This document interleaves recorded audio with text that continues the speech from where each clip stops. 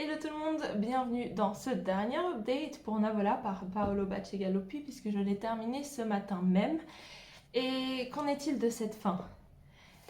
Est-ce que c'est vraiment une fin? C'est ça ma question parce que c'est un stand-alone, théoriquement, mais la fin est très ouverte.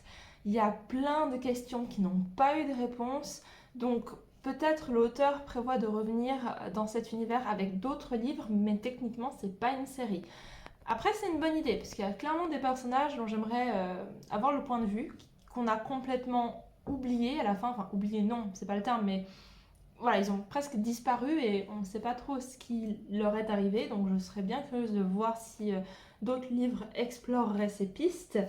Autrement, c'est une fin satisfaisante. Je veux dire, je suis assez ouverte d'esprit pour me dire, ok, c'est intéressant, mais il n'aurait pas fallu laisser toutes ces questions en suspens s'il n'y a pas du tout d'autres livres dans l'univers. Alors là, c'est quand même bizarre.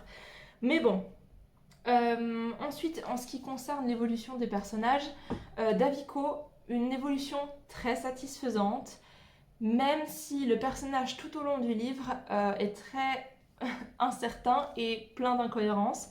Je veux dire par là que des fois il veut un truc, quelques pages après il change d'idée. Alors oui, il y a le côté adolescent qui sait pas trop ce qu'il veut, on sait pas s'il veut défier son père ou s'il veut que son père soit fier de lui, par exemple. C'est des choses où ça aussi, c'est normal. Mais je dirais qu'il y a 50% de ça et 50% de maladresse de la part de l'auteur.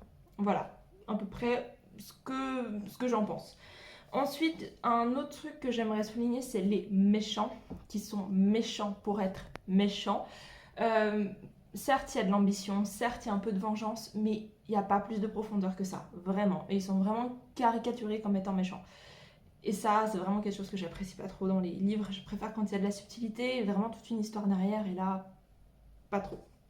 Ensuite, il y a un autre truc où je me pose des questions, c'est écrit de manière rétrospective, c'est-à-dire que des fois, Davico nous dit oui, lecteur, je vais vous expliquer et tout. On ne sait pas pourquoi il écrit ça de manière introspective, enfin, il n'y a pas de justification, donc ok, pourquoi pas. Et là, vraiment le dernier point, c'est quelque chose que, j'en ai déjà parlé, je n'aime pas quand on a un personnage ou des personnages qui sont là pour un plot, une suite d'événements qui s'enchaînent, mais il n'y a pas d'arc de personnage derrière qui conduit le récit. Là, on est vraiment sur purement un plot et des personnages qui sont là pour servir le plot. Donc, de manière générale, ok, l'œil de dragon, je sais pas trop à quoi il a servi, is ok aussi, mais voilà, j'adore l'idée, un peu moins l'exécution malheureusement. Dites-moi si vous l'avez lu. Des bisous, ciao.